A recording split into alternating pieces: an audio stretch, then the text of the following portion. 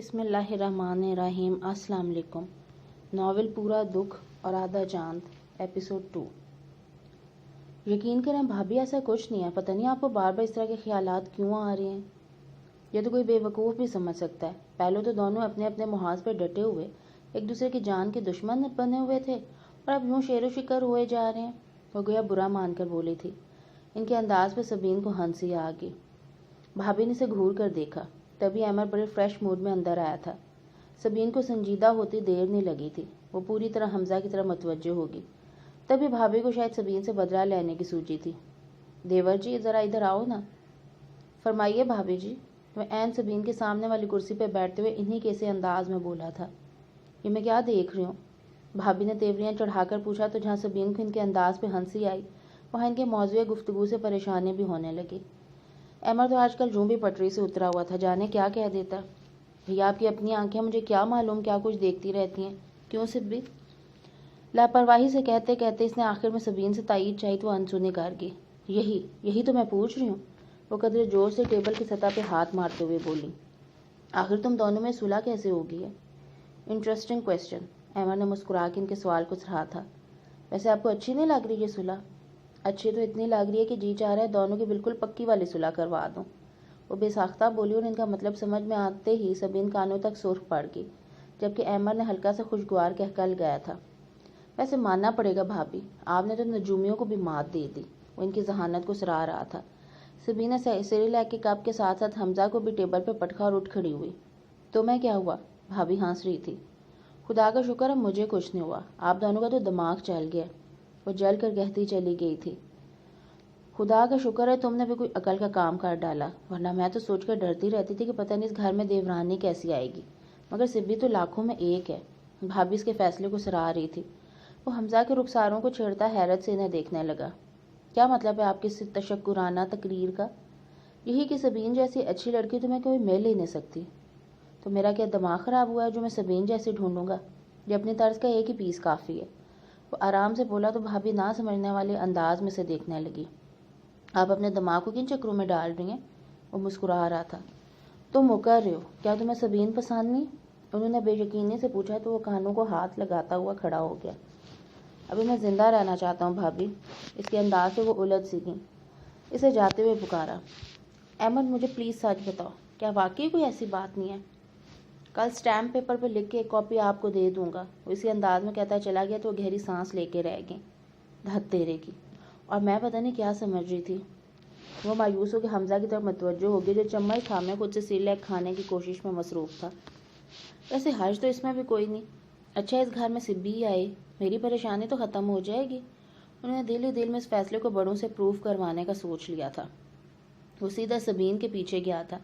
سیڑھیاں طے کرتے ٹی وی لاؤنج کے ساتھ اس کا کمرہ تھا۔ وہ آج پہلی بار اس کے کمرے میں جا رہا تھا۔ دروازے پہ بڑے سٹائل سے لگے کارٹون سٹیکرز اور چھوٹے چھوٹے کمنٹس وہ دلچسپی سے پڑھ رہا تھا۔ ان سب کے درمیان چارٹ کے پیس پہ موٹے سیاہ مارکر سے لکھا تھا، یہاں دنیا کی سب سے اچھی لڑکی رہتی ہے۔ ہاں، اس نے مسکراتے ہوئے انگلی موڑ کے دروازے پہ دستک دی تھی۔ آ جاؤ، وہ مصروف سے انداز میں بولی تھی۔ وہ نوب گھما کر دروازہ کھولتے اندر داخل ہو گیا۔ وہ بستر پہ بکھرے کاغذ سمیٹ رہی تھی، پلٹی تو لہجہ بھر کو اپنی جگہ پہ جم سی گئی۔ تم وہاں سے چلی آئی تو میں نے سوچا میں ہی تم سے مل لوں۔ وہ بات کرتے ہوئے آس پاس نظریں دوڑا کے دیکھتے ہوئے قدرے توقف سے بولا۔ بہت اچھی سیٹنگ کی ہے تم نے، تھینک یو، وہ مدھم سے لہجے میں کہہ کے ہاتھ میں تھامے پیپرز فائل میں لگانے لگی۔ ذرا فائل دکھانا۔ عمر نے ہاتھ بڑھایا تو اس نے خاموشی سے فائل اسے تھما دی۔ بہت اچھے اسکیچز ہیں، تمہارا سبجیکٹ فائن آرٹس تھا نا؟ وہ توصیفی انداز میں کہتا صفحات الٹتے ہوئے پوچھ رہا تھا۔ فائل دے کے اسے تھماتے ہوئے عمر نے دیواروں پہ ٹنگی پینٹنگز کی طرف اشارہ کرتے ہوئے پوچھا، یہ بھی تم نے بنائی ہیں؟ ہاں، سبین نے مجرمانہ انداز میں کہا تو ہنس پڑا۔ اور میرے لیے تم نے کیا فضول چیزیں پینٹ کی تھی؟ وہ تو یوں ہی، وہ بھی ہنستی۔ تم تو کافی اچھی پینٹنگ کر لیتی ہو، آؤ باہر چل کے بیٹھتے ہیں۔ وہ بڑے دوستانہ موڈ میں کہا تھا، اس کے انداز پر اپنے اندر ایک عجیب سی ہلچل محسوس کرتے ہوئے سبین اس سے پہلے لاؤنج میں آئی تھی۔ وہ صوفے میں دھنس گیا۔ سبین سامنے والے صوفے کی پشت پہ ہاتھ رکھ کے کھڑی تھی۔ بیٹھو نا، میں کولڈ ڈرنک لاؤں تمہارے لیے؟ وہ سٹ پٹائی تھی۔ کم آن جار، اتنی فارمل کیوں ہو رہی ہو؟ میں تو یوں ہی تم سے باتیں کرنے کے لیے آیا ہوں۔ وہ مسکرا رہا تھا۔ وہ ڈھیلے ڈھالے انداز میں چلتے اس کے سامنے صوفے پہ ٹک گئی۔ تم کوئی انسٹیٹیوٹ کیوں نہیں جوائن کر لیتی؟ گھر میں بیٹھی بور نہیں ہوتی؟ احمد نے عام سے انداز میں بات شروع کی تو سبین کے بھی حواس ٹھکانے آنے لگے۔ میرا خود بھی ارادہ ہے چھٹیوں کے بعد NCA میں ایڈمیشن لینے کا۔ امید تو بہت ہی ہے کہ ایڈمیشن مل جائے گا۔ ہاں تمہاری ڈرائنگ اور پینٹنگ تو دونوں ہی اچھی ہیں، وہ اس کی حوصلہ افزائی کرتے ہوئے بولا تو سبین کو واقعی خوشی محسوس ہوئی تھی۔ پتہ ہے مجھے بہار، رنگ، خوشبو، ہوا سب بہت فیسینیٹ کرتے ہیں۔ ابو کہتے ہیں کہ میری پینٹنگ سے خوشی اور زندگی کا تاثر جھلکتا ہے، اور بڑی خوش دلی سے بتا رہی تھی۔ لہجہ بھر کو سوچنے کے بعد وہ بولا، تم نے کبھی محبت کو پینٹ کیا ہے؟ اگرچہ اس کا لہجہ سرسری تھا، پھر بھی سبین کا دل اس قدر زور سے دھڑکا کہ پیشانی پہ شبنم چمک اٹھی۔ وہ میں کیسے پینٹ کر سکتی ہوں؟ وہ بہت سنبھل کے اس نے مسکرانے کی کوشش کرتے ہوئے اسے دیکھا تو اسے اپنی طرف بغور دیکھتے پا کر قدرے گڑبڑا گئی۔ جو محبت کو پہچانتے ہیں وہ اسے پینٹ بھی کر سکتے ہیں، اور تم تو بہت اچھی آرٹسٹ بھی ہو۔ جو ہلکے سے معنی خیز انداز میں بولا تو اس کی مسکراہٹ سے کنفیوز ہوگی۔ میرے خیال میں آج کل تم نے فلمیں بہت دیکھنا شروع کر دی ہیں۔ سبین نے اس کی باتوں کے معنی خیز تاثر کو ختم کرنے کے لیے بات پلٹی تو اس نے ٹیک لگاتے ہوئے اطمینان سے کہا، بھول گئی؟ میں تو انجان تھا، یہ تمام احساسات تو تم نے جگائے ہیں۔ پلیز احمر، اٹھ کھڑی ہوئی تھی۔ اسے احمر کا الزام بالکل بھی نبھایا تھا۔ میرے خیال میں تمہیں کوئی غلط فہمی ہوئی ہے، نہ تو میں نے تمہارے متعلق کچھ فضول سوچا ہے اور نہ ہی تمہیں کچھ احساس دلانے کی کوشش کی ہے۔ اس کی آواز سے ناگواری جھلک رہی تھی، مگر احمر کے اطمینان میں کوئی فرق نہیں پڑا۔ میں نے کب کہا کہ تم مجھ سے متعلق کچھ فضول سوچتی ہو؟ میں تو یہی چاہتا ہوں کہ تم میرے متعلق اچھا سوچو۔ آخر ان سب باتوں کا مطلب کیا ہے؟ وہ زچ ہو کر پوچھ رہی تھی۔ احمر کے انداز و الفاظ ایک الگ ہی کہانی سنا رہے تھے۔ وہ شخص جو کل تک اس کے سائے سے بھی بچ کر چلتا تھا، آج الگ ہی حربے آزما رہا تھا۔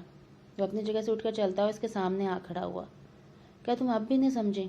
اس کی سنجیدگی سبین کو گھبراہٹ میں مبتلا کرنے لگی۔ اس نے کبھی خواب میں بھی نہیں سوچا تھا کہ احمر اس راہ پر بھی چل سکتا، اور نہ ہی کبھی اس نے خود کو اتنا بے بس محسوس کیا تھا۔ ابھی تو زبان تالو سے چمٹی ہوئی محسوس ہو رہی تھی۔ میرے خیال میں تم آپ چلے ہی جاؤ تو بہتر ہے، بہت ہمت کر کے اس نے کہا تو احمر کے ہونٹوں پہ ہلکی سی مسکراہٹ پھیل گئی۔ وہ سبین کے ڈرے سے احمد تاثرات سے بہت محظوظ ہو رہا تھا۔ وہ سبین تو لگ ہی نہیں رہی تھی، چٹکیوں میں دوسروں کو اڑانے والی۔ بس اتنی ہی ہمت تھی، پہلے تو بہت بہادر ہوا کرتی تھی، لطف اندوز ہوتے ہوئے کہہ رہا تھا۔ سبین نے اپنے مغلوب سی کیفیت پہ لعنت بھیجتے ہوئے اسے گھورا۔ دیکھو احمر، مجھ سے فضول باتیں مت کیا کرو ورنہ میں بڑی امی کو بتا دوں گی۔ اس کی دھمکی پر وہ دل فریب انداز میں ہلکے سے ہنسا تھا۔ یہ تو تم نیکی کا کام کرو گی، انہیں بھی پتہ چل جائے گا کہ میں کیا چاہنے لگوں۔ نہ سمجھو کا تاثر دیتے ہوئے بھی اس کی رنگت تب کی۔ تمہارا تو دماغ خراب ہو گیا۔ تم نہ مانو مگر یہ سچ ہے، تم نے تو واقعی میری راتوں کی نیند اڑا کے رکھ دی ہے، بڑے معنی خیز انداز میں کہتا ہوئے اسے بے وساں کر گیا۔ سبین کو لگا جیسے لہجہ بھر میں آندھیوں کا شور سے چھو کر گزر گیا۔ پیچھے ہٹتے ہوئے صوفے پہ گر سے گئی، چہرہ ہاتھوں میں چھپا لیا۔ اسے یوں بدحواس دیکھ کے احمر کے ہونٹوں پر محظوظ کن مسکراہٹ پھیلی تھی۔ وہ بڑے اطمینان سے واپس پلٹ گیا۔ سبین نے پہلے آنکھوں کی جھری میں سے اس کی غیر موجودگی کا اندازہ کیا، پھر ہاتھ چہرے پر سے ہٹا کے اس نے طویل سانس لیتے ہوئے صوفے سے ٹیک لگائی۔ احمر کے رویے نے اسے گڑبڑا کر رکھ دیا تھا۔ اس نے چھت پہ نظریں جمائے اس تمام صورتحال کا تجزیہ کرنا چاہا تو دل نے سہج سہج کر دھڑکتے ہوئے اعتراف کیا کہ اسے کچھ بھی ناگوار نہیں گزرا تھا۔ سبین کے ہونٹوں پہ ہلکی سی مسکراہٹ پھیل گئی۔ یہ کے بعد دیگرے اپنی شرارتوں اور احمر کے غصے کی کئی عکس آنکھوں کے آگے لہرائے تو وہ بے اختیار ہنس بھی دی۔ اسے قدرے حیرت بھی ہو رہی تھی کہ اتنا لڑتے جھگڑتے بھی احمر کے دل کو جانے کب اس کی کون سی ادا بھا گئی تھی۔ خیر، برے تو تم بھی نہیں ہو، قدرے محظوظ ہوتے ہوئے اس نے سوچا تھا۔ یہ ٹھیک تھا کہ اس نے بھی کبھی احمر کے متعلق اس انداز میں نہیں سوچا تھا، مگر اسے یہ سب برا بھی نہیں لگ رہا تھا۔ فی الحال تو انہی فیلنگز کو انجوائے کر رہی تھی۔ انہیں دنوں بے حد غیر متوقع طور پہ احمر کے دوست عدنان کی امی اور بھابھی چلی آئیں۔ انہوں نے اشاروں کے نائیوں میں عدنان کے لیے سبین کے رشتے کی بات کر ڈالی تو امی پریشان ہو گئیں۔ وہ تو سبین کے لیے کچھ اور ہی سوچے بیٹھی تھی، بلکہ بھابھی تو اپنی طرف سے احمر کے ساتھ اس کا رشتہ پکے کیے بیٹھی تھی۔ میرے خیال میں شاید عدنان کی اس موضوع پہ کبھی بات نہیں ہوئی احمر سے، بھابھی نے سنبھل کر کہا تو عدنان کی امی مسکرا دی۔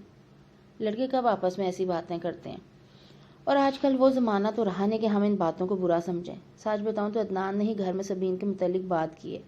شاید ایک آدھ مرتبہ اس نے آپ کی بیٹی کو دیکھا ہے۔ مجھے تو بہت خوشی ہوئی کہ اس نے ہمیں ایک بہت اچھے گھرانے میں آنے کو کہا۔ مجبوراً سبین کو ان لوگوں سے ملوایا گیا تو ان کی آنکھوں سے جھلکتی پسندیدگی امی کو جذبز کر گئی. انہوں نے پہلو بدلتے ہوئے بڑی بے تکلفی اور اپنے مخصوص دلکش انداز میں عدنان کی بھابھی سے گفتگو کرتی سبین کو دیکھا تھا. واقعی اس کی معصومیت اور خوبصورتی نظر انداز کرنے والی تو نہیں تھی، اوپر سے اس کی شوخی سے چمکتی آنکھیں اور ہر پل ہنسی کے پھول بکھیرنے والی عادت اسے اس وقت اور بھی دمکا رہی تھی. حمزہ کی رونے کی آواز سنتے ہی بھابھی کو وہیں سے سبین کو ہٹانے کا بہانہ مل گیا اور اس کے ڈرائنگ روم سے نکلتی امی نے معذرت خانہ انداز میں کہا، آپ کا یہاں آنا اور سبین کے رشتے کی بات کرنا یقیناً ہمارے لیے بھی بہت خوشی کی بات ہے، مگر مجھے بہت افسوس ہے کہ میں آپ کی اس خواہش کو پورا نہیں کر سکتی. اگر عدنان نے احمد سے بات کی ہوتی تو اسے پتہ چل جاتا کہ سبین کی بات احمد سے طے ہے.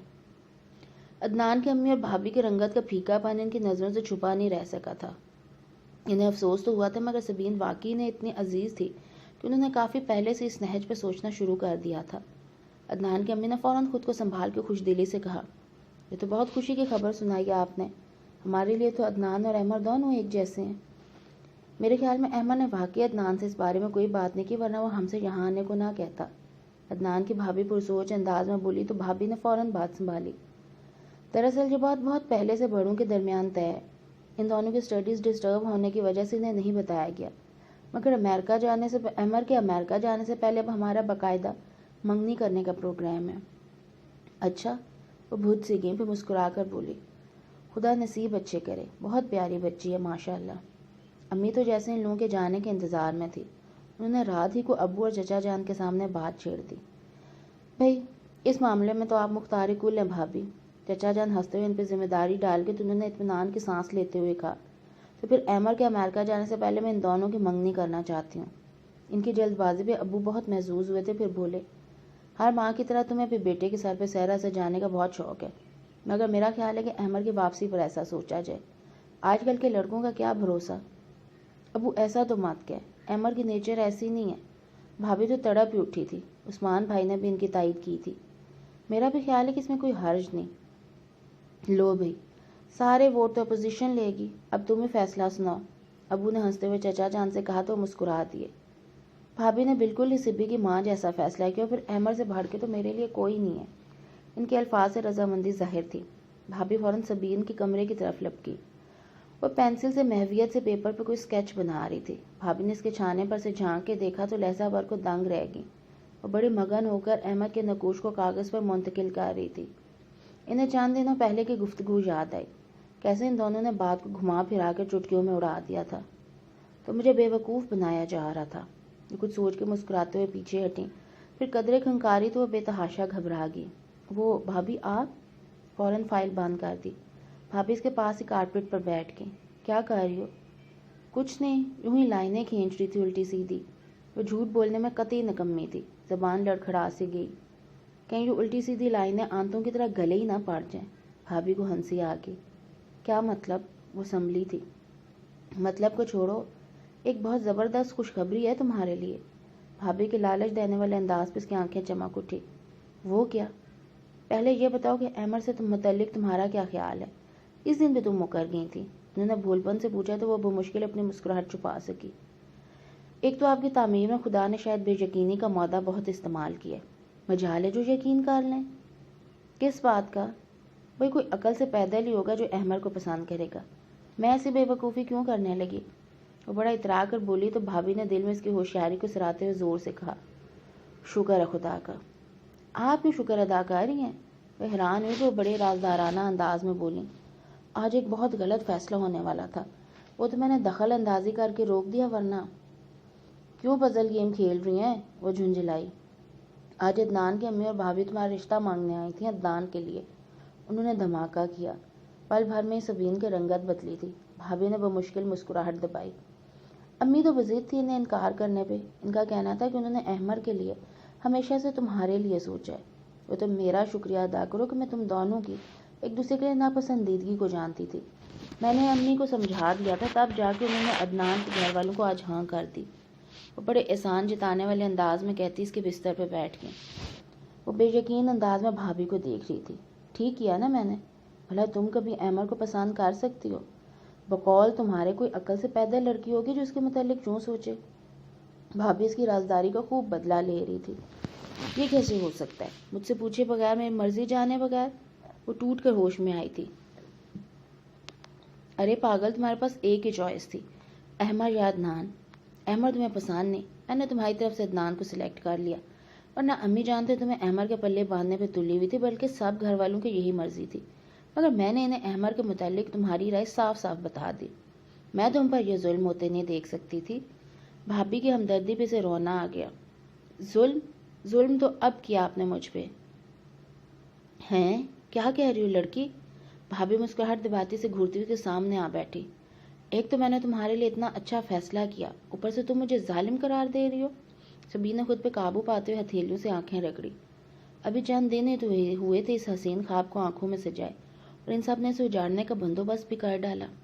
جا کے کہہ دیں سب کو میں کسی عدنان سے شادی نہیں کروں گی، اس نے بھرائے ہوئے ہٹیلے انداز میں کہا تو بھابھی تفکر سے بولی، اگر اس سے شادی سے انکار ہے تو پھر احمر ہی باقی بچتا ہے۔ تو ٹھیک ہے نا، وہ بےتابی سے بولی تو بھابھی نے اسے گھور کر دیکھا۔ کیا مطلب؟ وہ چور سی باندھ گئی، انگلیاں چٹکھاتے ہوئے نے دیکھا، پھر آگے ہو کے ان کے گلے میں باہیں ڈالتے ہوئے شانے میں منہ گھسیڑ لیا۔ احمر سے اچھا تو کوئی بھی نہیں بھابھی۔ اس کے اعتراف پہ ہنستے ہوئے بھابھی نے اسے اپنے سامنے کیا تھا۔ اس کی تمتماتی ہوئی رنگت اور شرمسار سا انداز دیکھ کے اس پر پیار آ گیا۔ تو ہم سے ہوشیاریاں ہو رہی تھیں بھی بنو۔ اچھا تو احمر سے اچھا کوئی نہیں ہے؟ انہوں نے اسے چھیڑتے ہوئے اس کی نقل اتاری، مگر ان کی شوخی سے محظوظ نہیں ہو سکی۔ دل ابھی تک بے ترتیبی سے دھڑکے جا رہا تھا۔ وہ خائف سے پوچھنے لگی، اب کیا ہوگا بھابھی؟ اب تو وہی ہوگا جو منظور خدا ہوگا۔ انہوں نے گہری سانس لی تو وہ روحان سی ہوگی۔ اب میں نے بتا دیا ہے تو پھر بھی آپ پہلے کیوں نے بتایا؟ اب بھگتو۔ وہ مزے سے بولی تو سبین چڑ گئی۔ میری کون سی بچپن سے لو سٹوری چل رہی تھی، مجھے تو خود چند دن پہلے پتا چلا ہے کہ… وہ کہتے کہتے رک گئی۔ کہ کیا؟ بھابھی نے مسکرا کر پوچھا تو تھک ہار کر اس نے بتا دیا، میری طرف سے ایسا کچھ نہیں ہوا، وہ تو احمر ہی نے بتایا کہ وہ مجھے… او ہو، بھابھی کو احمر کی ہوشیاری پہ ہنسی آ گئی۔ کتنے سنجیدہ انداز سے وہ انکار کرتا تھا، اور اب آپ لوگوں نے مجھ سے پوچھا کیوں نہیں؟ میں کبھی بھی عدنان سے شادی نہیں کروں گی، وہ اٹل لہجے میں بولی۔ اب کی بار بھابھی کہکا لگا کر ہنسی تھی۔ تو کس نے کہا عدنان سے شادی کرنے کو؟ ابھی آپ ہی نے تو کہا ہے۔ میں جھوٹ بول رہی تھی، وہ مزے سے بولی۔ سبین ان کی چالاکی پہ چلا اٹھی۔ بھئی کبھی کبھی سچ جاننے کے لیے جھوٹ بولنا پڑتا ہے، وہ لاپرواہی سے کہہ رہی تھی، اور اپنا پول کھل جانے پہ سبین کی رنگت تمتما رہی تھی۔ اب بہت چلاک ہیں۔ دانت پیس کے سبین نے انہیں گھورا تو اثر لیے بغیر بولی، اب ذرا مجھ سے تمیز اور ادب سے پیش آیا کرو، کیونکہ جٹھانی کا ایک خاص مقام ہوتا ہے۔ آپ تو بس یوں ہی۔ میں بھی مذاق کر رہی تھی۔ زی چاہ کر سبین نے بات سے مکرنا چاہا تھا۔ تو اب مجھے جا کر امی کو منع کرنا پڑے گا؟ وہ تو احمر کے امریکہ جانے سے پہلے رشتہ طے کرنے پر تلی ہیں۔ بھابھی نے بڑے تعصب سے کہتے ہوئے اٹھنا چاہا تو ہنستے ہوئے ان سے لپٹ کی۔ اوہ فو بھابھی! اس قدر غیر متوقع خبر نے اس کی سانسوں میں ہلچل مچا دی تھی۔ وہ بھی ہنس دی۔ بہت گندے ہو تم دونوں۔ امی کو کمرے میں داخل ہوتے دیکھ کر اس نے کتاب بستر پہ اوندھی کر دی۔ کبھی تو ان کتابوں کے علاوہ بھی کچھ کر لیا کرو۔ امی کے کہنے میں مسکرایا تھا۔ ابھی تو یہی زندگی ہے میری۔ غلط، زندگی میں اور بھی بہت کچھ ہوتا ہے، وہ اس کے بستر پہ سامنے بیٹھتے ہوئے بولی۔ کیا ہو گیا؟ وہ ہنوز مسکرا رہا تھا۔ امی نے اسے خفیف سا گھورا۔ اتنے بھولے مت بنو جیسے کچھ جانتے ہی نہیں۔ خیریت تو ہے نا؟ ان کے انداز پہ وہ سنجیدہ ہو گیا۔ آج عدنان کی امی اور بھابھی آئی تھی، انہوں نے چپتے ہوئے لہجے میں کہا تو ہنس دیا۔ اچھا، صبح اشاروں میں وہ کہہ تو رہا تھا، کیا ہوا؟ وہ سبین کے رشتے کی بات کر رہی تھی۔ وہ اس کی خوشی پہ جل بلا کر بولی تو اس نے اطمینان سے کہا، ہاں تو صحیح ہے نا، عدنان اچھا لڑکا ہے۔ ہاں خرابی تو تم میں ہی ہے بس، وہ تنزن بولی۔ احمر تحیر سے انہیں دیکھنے لگا۔ میرا کیا ذکر ہے یہاں؟ کیوں؟ تمہارا ذکر کیوں نہ ہو؟ ہم پاگل نہیں ہیں جو سبین کو باہر بیاہ دیں، وہ خفگی سے بولی۔ احمر ان کی بات کی گہرائی میں نہیں جا سکا، اس لیے انہیں راضی کرنے والے انداز میں بولا، آپ اطمینان رکھیں امی، عدنان بہت نائس بندہ ہے، اور اس کی فیملی سے تو اب آپ بھی مل چکی ہیں، بہت اچھا خاندان ہے ان کا۔ ہوگا، ہمیں اس سے کیا؟ ان کی بے رخی پر وہ حیران ہوا، پھر بے اختیار پوچھنے لگا، کہیں آپ نے انکار تو نہیں کر دیا؟ ظاہر ہے انکار تو کرنا ہی تھا، مگر کیوں؟ ایسی کیا خرابی تھی اس رشتے میں؟ وہ واقعی بے حد حیران تھا۔ امی نے ٹٹولتی نظروں سے اسے دیکھا، پھر حیران آرام سے بولی، سبی کا رشتہ تو بہت پہلے ہی طے ہو چکا ہے۔ واٹ؟ احمر کو جھٹکا لگا تھا، مگر ہمیں تو چچا جان نے کبھی نہیں بتایا۔ اس لیے نہیں بتایا کہ تمہاری پڑھائی متاثر نہ ہو۔ ان کے اس طرح سادگی سے کہنے پر احمد کو ہنسی آ گئی۔ کمال کرتی ہیں امی آپ بھی، سبین کی منگنی ہے یا اعلان جنگ؟ بس اب تمہارے جانے سے پہلے یہ رسم ادا ہو جائے گی، وہ اٹل انداز میں بولیں تو حیرت سے پوچھنے لگا، مگر وہ ہے کون؟ کس کے ساتھ منگنی ہوئی ہے؟ اور کون ہو سکتا ہے؟ میں تو بہت پہلے سے سوچی ہوئی تھی۔ آج باقی گھر والوں سے بھی رضامندی مل گئی۔ تمہارے چچا جان تو بہت خوش ہیں، وہ تو ویسے بھی تمہیں بہت چاہتے ہیں۔ وہ بڑی سرشاری سے کہتی احمد کا صبر آزما گئی۔ مگر کون؟ کس سے؟ بھی تمہارے علاوہ اور کون ہے اس گھر میں؟ میں نے تو طے کر لیا ہے، سبی تمہاری دلہن بنے گی۔ وہ تمانیت سے بولی تو احمد جیسے کرنٹ کھا کر اٹھ کھڑا ہوا۔ کیا کہہ رہی ہیں آپ؟ ہے نا خوشی کی بات؟ وہ مسکرائیں۔ خواہ خوشی کی بات ہے، وہ تل ملا، اور آپ کو کس نے کہا میں اسے شادی کروں گا؟ کہنا کس کو ہے، بس ہم سب کو وہ پسند ہے۔ اسی انداز میں بولی تو وہ دان پہ دان جما کے رہ گیا۔ پھر بولا، مگر مجھے وہ پسند نہیں۔ اس کی بات پہ امی بے یقینی سے اسے دیکھنے لگی۔ تمہیں کون پسند ہے؟ اوفو، وہ جھنجھلایا۔ یہ کب کہا میں نے کہ مجھے کوئی اور پسند ہے؟ مگر سبین بھی مجھے پسند نہیں۔ اس نے صاف گوئی سے انکار کیا تھا، جو امی کو ناگوار گزرا۔ فضول باتیں مت کرو، اس جیسی تو ڈھونڈنے سے نہیں ملے گی تمہیں۔ میں پاگل نہیں ہوں جو اس جیسی ڈھونڈنے نکل کھڑا ہوں، اس سے اچھی بھری پڑی ہے دنیا میں۔ وہ سلگا تھا۔ اس غیر متوقع خبر نے تو دماغ ہی گھما ڈالا تھا۔ وہ سوچ بھی نہیں سکتا تھا کہ ایک ذرا سا مذاق نصیب بن جائے گا۔ تمہارے امریکہ جانے سے پہلے ہم تم دونوں کی منگنی کی رسم ادا کر دیں گے تاکہ مزید رشتے نہ آئیں۔ وہ بڑے اطمینان سے یوں تبادلہ خیال کہہ رہی تھی جیسے وہ لو انگیجمنٹ کرنا چلاؤ۔ امی پلیز، وہ ضد چو کر انہیں ٹوک گیا۔ بس بال نوچنے کی کسر باقی رہ گئی تھی۔ میں فی الحال اپنی اسٹڈیز پہ دھیان دینا چاہتا ہوں، ان فضولیات میں نہیں پڑھنا چاہتا۔ آپ اس کے لیے کہیں اور رشتہ دیکھیں، بلکہ عدنان کے لیے ہاں کہہ دیں، اٹل انداز میں کہا گیا۔ دماغ تو خراب نہیں ہو گیا تمہارا؟ تمہارے باپ اور چچا کے سامنے بات میں نے طے کی ہے اور تم اپنا راگ لاپ رہے ہو؟ انہیں سے جھاڑ دیا۔ وہ بے بس سے ان کے سامنے بیٹھ گیا۔ امی آپ اچھی طرح جانتی ہیں کہ وہ مجھے بالکل اچھی نہیں لگتی، اور نہ ہی اس کی اور میری ذہنی ہم آہنگی ہے۔ جب دونوں مل بیٹھو گے تو وہ اچھی بھی لگنے لگے گی اور انڈرسٹینڈنگ بھی ہو جائے گی۔ آج تک کبھی دونوں نے ڈھنگ سے بات کی ہو تب ہے نا؟ ان کے انداز میں کمال کا اطمینان تھا جو احمد کا اطمینان اڑائی دے رہا تھا۔ ان کی بات پہ وہ جذبوز ہونے لگا۔ زہر لگتی ہے وہ مجھے، ایک عادت بھی اچھی نہیں ہے اس کی۔ میرے پاس میں ہوتا تو میں اب تک اسے شوٹ کر چکا تھا۔ بکو مت احمد، یہ بڑوں کا فیصلہ ہے، اب تمہارا کوئی اختیار نہیں۔ امی نے سنجیدگی سے اسے ڈانٹا تو وہ غصے سے بولا، میری زندگی پر میرا کوئی اختیار نہیں؟ واہ کیا فیصلہ ہے! شرم کرو، بیٹھے بٹھائے اتنی اچھی لڑکی ملی اور تم سے تو 1000 درجے بہتر ہے۔ امی کو اس کا ناشکرا پن بالکل نہیں بھایا تھا، سو لتاڑ دیا۔ وہ بنا کر رہ گیا۔ امی خدا کے لیے، اب اچھی طرح جانتی ہیں کہ اس کو اب میرا کیسا ریلیشن شپ ہے۔ مجھے ایسی لاپرواہ اور غیر ذمہ دار لڑکیاں زہر لگتی ہیں۔ شادی سے پہلے ساری لڑکیاں ایسی ہی ہوتی ہیں، ذمہ داریاں تو شادی کے بعد پڑتی ہیں، پھر خود بخود ہی ذمہ داری کا احساس ہو جاتا ہے۔ احمد کو پورا یقین ہو رہا تھا کہ امی یہ شادی کروا کر ہی رہیں گی، اور یہی خیال اسے جلتے توے پر بٹھا رہا تھا۔ بھلا سبین اور میں، لاہور والا قوت! اس نے بہت ضبط کرتے ہوئے امی کے ہاتھ اپنے ہاتھوں میں تھام کر قدر لجاجت بھرا انداز اپنایا۔ امی آپ لوگ کیوں میری لائف ڈسٹرب کرنے پر تلے ہیں؟ وہ میرے معیار کی لڑکی نہیں ہے۔ آپ جانتی ہیں میں کتنی معمولی برداشت کا مالک ہوں، لمحوں میں وہ مجھے چٹکھا کر رکھ دیتی ہے۔ اندازہ کر سکتی ہیں آپ کے بعد میں کیا ہوگا؟ کچھ بھی نہیں ہوگا احمد، بچے سب معصومیت شادی سے پہلے تک ہی ہوتی ہے، دیکھنا دنوں میں تمہارے روپ میں ڈھل جائے گی۔ امی نے بڑے پیار سے اس کے بالوں میں ہاتھ پھیرتے ہوئے گویا اسے پچکارا تو وہ کوفت کا شکار ہونے لگا۔ آپ معلوم نے کن خوش فہمیوں میں گھری ہیں۔ اب بس کرو احمد، وہ کوئی غیر نہیں ہے جس سے متعلق تم یوں بات کر رہے ہو۔ اگر اتنا ہی اعتراض ہے تو باپ اور چچا کو انکار کرو، میں بیچ میں نہیں پڑوں گی۔ امی کی چالاکی بھری خفگی پر وہ سلگ کر رہ گیا۔ جانتی تھی کہ یہ کام وہ کبھی نہیں کر سکتا۔ ایسا سلوک تو اب لوگ گاؤں میں بھی اپنی لڑکیوں کے ساتھ نہیں کرتے جیسے آپ لوگ میرے ساتھ کر رہے ہیں۔ کم از کم میری رائے تو پوچھ لیتے۔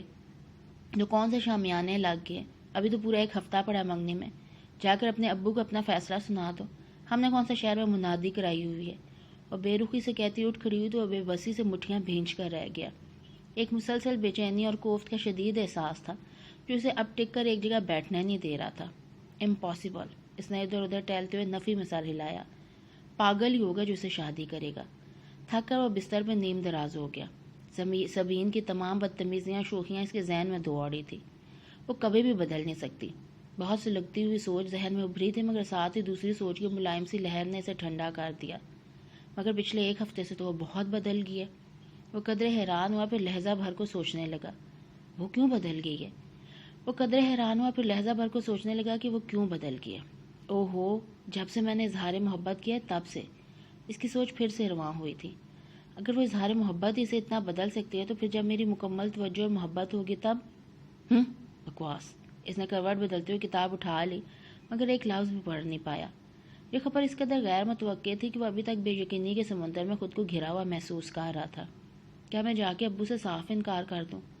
مگر ان کے سامنے تو بات کر لینا ہی غنیمت ہے، کجا کی اپنی شامت بلوانا۔ تو پھر امی تو جیسے اسے اپنی انا کا مسئلہ بنا بیٹھی ہیں۔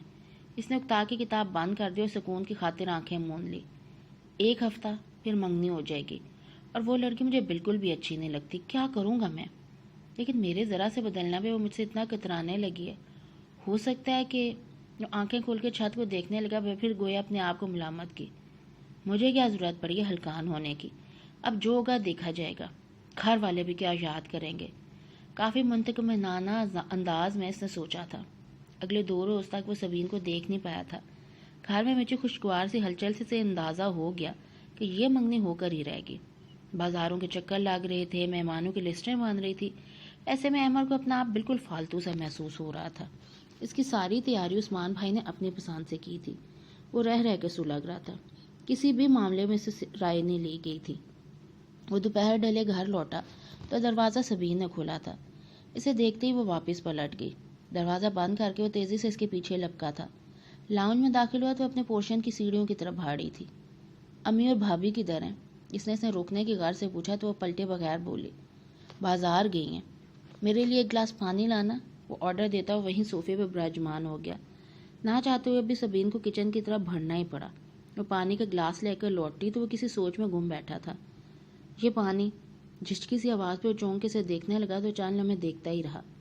کرنڈی کا گرین پیرٹ اور مسٹرڈ پرنٹ کا سوٹ پہنے ہوئے اسے بہت کترائی ہوئی لگ رہی تھی۔ بیٹھو۔ پانی کا گلاس لیتے ہوئے مختصراً بولا تو دھڑکتے دل کے ساتھ اس کے ساتھ والے صوفے پہ ٹک سے گی۔ خون خون کر کے بڑے پرسوچ انداز میں اس نے پانی پیا تھا۔ اس دوران وہ بے وجہ اپنے ہاتھوں میں نظریں جمائے بیٹھی رہی تھی۔ تمہیں پتہ ہی ہے کہ تمہاری اور میری منگنی ہو رہی ہے؟ بہت اچانک احمد نے پوچھا تو وہ سٹ پٹا کر اسے دیکھنے لگے۔ اس دوران جو رنگ اس کے چہرے پر پھیلے تو وہ احمد کو ثانیہ بھر کے لیے الفاظ بھلا گئے۔ کیا تم نے ایسا کچھ کہا تھا گھر میں کسی سے؟ خود کو سنبھالتے ہوئے پوچھنے لگا تو سبین کی آنکھوں میں حریت سمٹ آئی۔ اس نے الجھ کر نفی میں سر ہلایا۔ تو پھر یہ فیصلہ کیسے ہو گیا؟ وہ تلخی سے بولا۔ میں کیا کہہ سکتا ہوں؟ وہ پہلو بچاتے ہوئے نظریں جھکا کر بولی تھی۔ عدنان میں کیا خرابی تھی جو اسے انکار کر ڈالا؟ اچھا بھلا رشتہ موجود تھا، مگر یہ نیا فساد ڈالنے کی کیا ضرورت تھی؟ اس کی خفگی اب سبین کے سمجھ میں آئی تھی۔ وہ بے یقینی سے اسے دیکھنے لگی۔ مگر یہ سب تو تم بھی چاہتے تھے۔ شرم و حیا کو بالائے طاق رکھتے ہوئے وہ چبھے ہوئے انداز میں بولی تھی۔ میں چاہتا تھا؟ وہ تمسخرانہ انداز میں ہنسا۔ میں تو جیسے تمہارے فراق میں مر رہا تھا۔ سبین تحیر سے اسے دیکھنے لگے۔ بھی چند دن پہلے تک تو اسے ہر طریقے سے اپنے محبت کا یقین دلانے میں لگا رہتا تھا، اور اب یوں لگ رہا تھا جیسے منگنی نے اس پہ کوئی ظلم ہو رہا ہے۔ کیا کہنا چاہتے ہو تم؟ بہت سنجیدگی سے اس نے پوچھا تھا۔ میں صرف تمہیں یہ بتانا چاہتا ہوں کہ یہ منگنی صرف گھر والوں کی مرضی کا نتیجہ ہے۔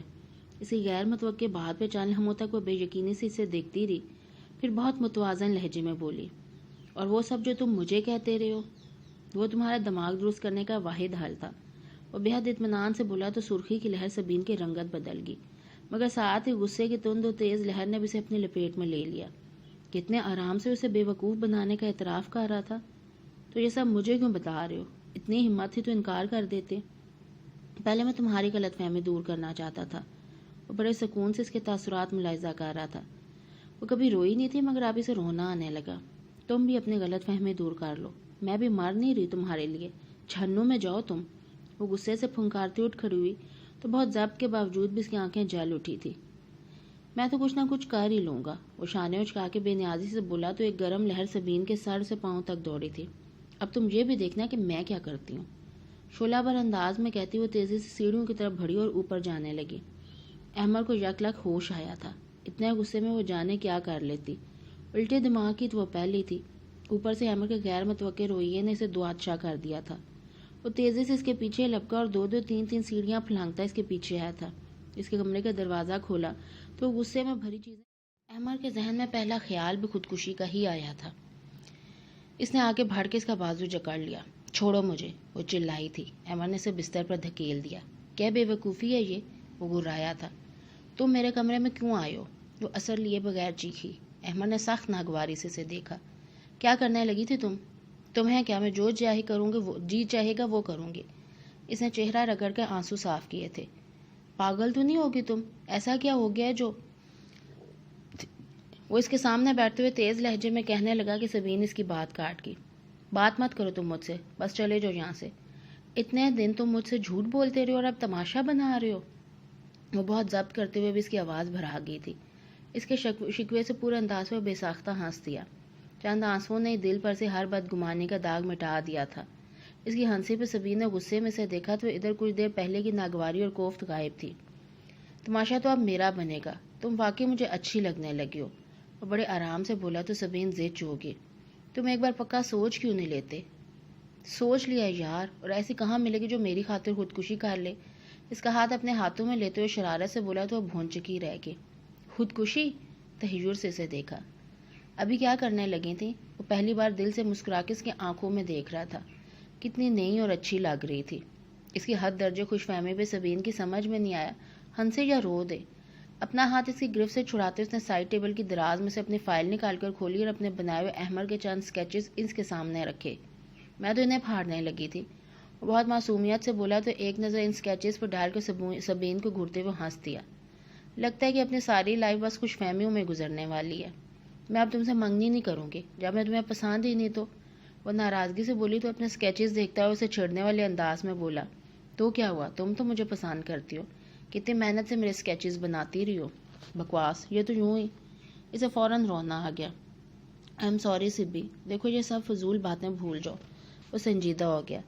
یہ ٹھیک ہے کہ میں نے کبھی بھی تمہیں اس لحاظ سے نہ سوچا اور نہ ہی پسند کیا ہے، مگر یقین کرو میں تمہیں ناپسند بھی نہیں کرتا۔ تو وہ سب جھوٹ کہا تھا تم نے؟ اس کی آنکھیں چھلکنے کو بےتاب تھی۔ سرخ لبوں کو دانتوں سے کچلتی وہ اس کے لیے امتحان بننے لگی۔ تب تک تو جھوٹ ہی تھا، وہ یک ٹک اسے دیکھتے ہوئے سوئے انداز میں بولا، پھر ہنس دیا۔ لیکن اب یہ سچ ہے، میں کیسے مان لوں؟ اس کی دھڑکنیں ابھی بھی تھم کے چل رہی تھی۔ کیا پتا اب بھی تم جھوٹ بول رہے ہو؟ چلو 4 دن صبر کر لو، پھر دیکھنا میں جھوٹ بول رہا ہوں یا سچ کہہ رہا ہوں۔ کچھ سوچ کر کہتے ہوئے احمر نے اس کا رخسار تھپتھپایا تو کرنٹ کھا کے پیچھے ہٹی۔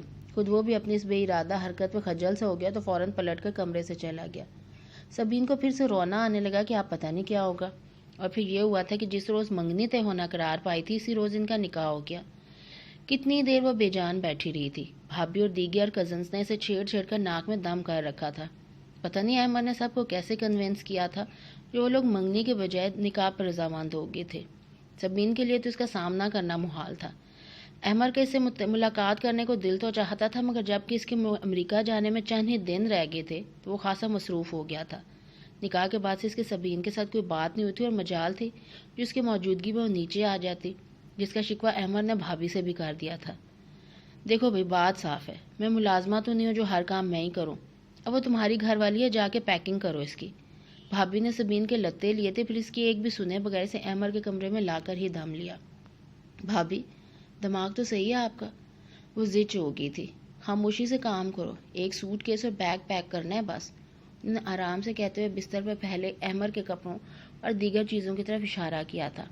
سبین نے باتھ روم کے بند دروازے کی طرف دیکھتے ہوئے بے بسی سے کہا، میں بعد میں کر دوں گی نا، پرسوں صبح 4:30 بجے کی فلائٹ ہے اس کی، کل کا دن ہی تو رہ گیا، بعد میں کب کرو گی؟ وہ چڑ کر بولی، پھر اسے کام شروع کرنے کا اشارہ کیا تو وہ مرے انداز میں سوٹ کیس کھول کے کپڑے طے کرنے لگی۔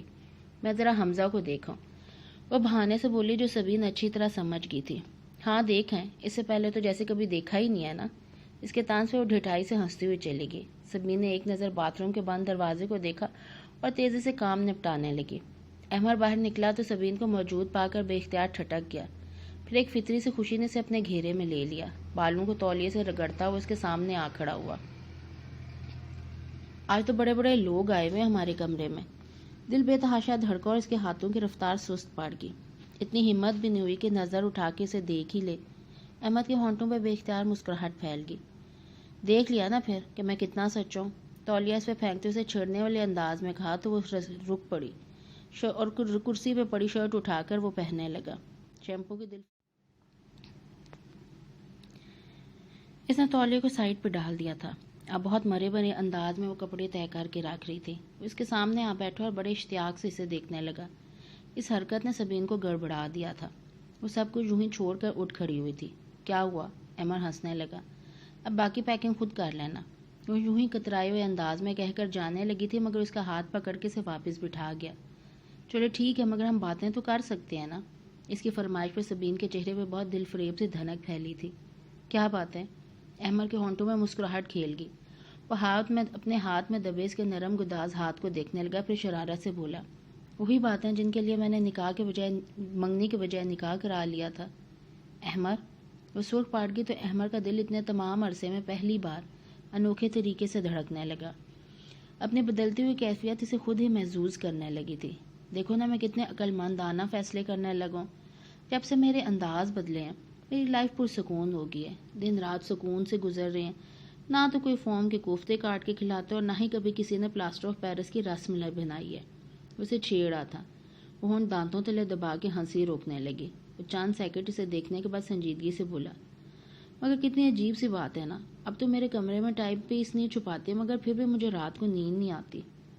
اس کے سنجیدہ لہجے میں چھپی معنی خیزی سبین کو گڑبڑا گئی تھی. اس نے فوراً اپنا ہاتھ پیچھے کھینچ لیا.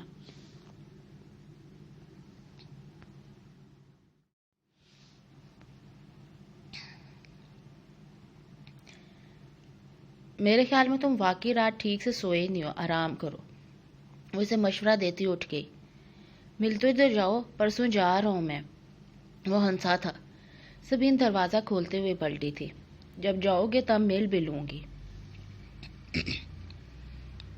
اس کی شوخی وہ بے اختیار اٹھا تھا مگر وہ تیزی سے باہر نکل گیا. اتنی اچھی ملاقات گنوا دی. اسے افسوس سا ہوا تھا. وہ اس سے کتنی باتیں کرنا چاہتا مگر مشکل یہ تھی کہ کبھی ایسی سچویشن نہیں آئی تھی. اس لیے وہ بس پلاننگ ہی کرتا رہ جاتا تھا اور کچھ جھجک آڑے آ جاتی تھی. اگلا سارا دن عزیز و اقارب کے آمد و رفت میں گزرا تھا. خوشی کے ساتھ ساتھ سوگواری بھی ماحول کا حصہ بنی ہوئی تھی. حتیٰ کہ احمر بھی جو اب تک بڑے جوش و خروش سے تیاری اور پلاننگ کرتے رہا تھا قدرے سست ہو رہا تھا. وہ کبھی بھی گھر اور گھر والوں سے دور نہیں رہا تھا مگر اب اکٹھے 4 سالوں کے لیے وہ 7 سمندر پار جا رہا تھا.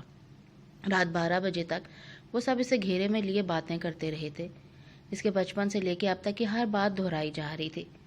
وہ بھی انجوائے کر رہا تھا مگر وقتاً فوقتاً وہ بالکل خاموش بیٹھی سبین پر بھی ایک عدد نظر ڈال لیتا تھا. خود اس کا اپنا دل بھی عجیب سے احساسات سے لبریز ہو رہا تھا. وہ لڑکی جس سے متعلق اس نے چند روز قبل تک کچھ بھی نہیں سوچا تھا نکاح کے چند بولوں کے بعد دل سے قریب لگنے لگی تھی. چلو بھئی اب بس کرو. اسے تھوڑا سا آرام کرنے دو, پھر اس کی فلائٹ کا ٹائم ہو جائے گا. ابو نے 12 بجے محفل برخاست کی تھی. وہ سب اپنے اپنے کمروں میں جا رہے تھے. احمر اپنی جگہ سے نہیں اٹھا تھا. بھابھی نے سبین کا ہاتھ تھام کے اسے روک لیا. تم کہاں جا رہی ہو؟ اب تم لوگوں کی باری ہے باتیں کرنے کی. بھابھی. وہ انہیں دیکھنے لگی. دیکھو بھائی, اب اس ملن اور 4 سالوں کی جدائی کے درمیان بس 4.5 گھنٹے بچے ہیں اور میرا خیال ہے تم دونوں کو آپس میں باتیں تو ضرور کرنی چاہیے. انہوں نے کہتے ہوئے تائید طلب نظروں سے احمر کو دیکھا. وہ مسکرا دیا. اوکے شب بخیر. بھابھی چلی گئی تھی. سبین عجیب سے احساس میں گھری وہیں کھڑی رہ گئی. اتنی رات کو یوں احمر کے ساتھ تنہا اس نے کبھی تصور بھی نہیں کیا تھا. وہ اپنی جگہ سے اٹھا تو وہ تھرا کر رہ گئی. چلو باہر لان میں بیٹھتے ہیں. سبین کے کچھ کہنے سے پہلے وہ اس کا ہاتھ تھام کر چل پڑا. چاند کی چاندنی پورے لان میں پھیلی ہوئی تھی. اپریل کے اواخر میں بھی رات قدرے ٹھنڈی ہی تھی. کچھ بولو یار, اتنے خاموش کیوں؟ لان کا ایک چکر لگانے کے بعد اس کی خاموشی سے اکتا گیا. میں کیا بولوں؟ وہ آہستگی سے پوچھنے لگی. پہلے تو بہت بولتی تھی. احمر نے ہنستے ہوئے چوٹ کی تھی. وہ بھی مسکرا دی. پہلے کی تو اور بات تھی. یہی تو میں کہہ رہا ہوں کہ اب بات اور ہے, لہٰذا باتیں بھی اور ہونی چاہیے. وہ شریر ہوا تھا. سبین جھینپ کی. مائی گاڈ, لگتا ہی نہیں کہ تم وہی سبین ہو. اتنے آرام سے پیار محبت کی باتیں کر لیتی تھی مجھ سے اور اب لگ رہا ہے جیسے منہ میں زبان ہی نہیں. وہ واقعی حیران ہو رہا تھا. پہلے کیسے چٹاخ پٹاخ تقریب کارانہ بیان داغے جاتے تھے اور اب ایک سکوت طاری تھا. میری سمجھ میں نہیں آ رہا میں کیا کہوں. وہ سادگی سے کہتی برآمدے کی سیڑھی پر بیٹھ گئی. کوئی وعدہ ہی لے لو. 4 سال کے لیے جا رہا ہوں. ایمر اسے آفر کرتے ہوئے اس کے ساتھ بیٹھ گیا۔ 4 سال پہ سبین کا دل لرز اٹھا۔ تو تمہیں کہہ کون رہا ہے کہ جاؤ؟ وہ لاپرواہ بنتے ہوئے کہہ رہی تھی۔ وہ آہ بھر کے بولا۔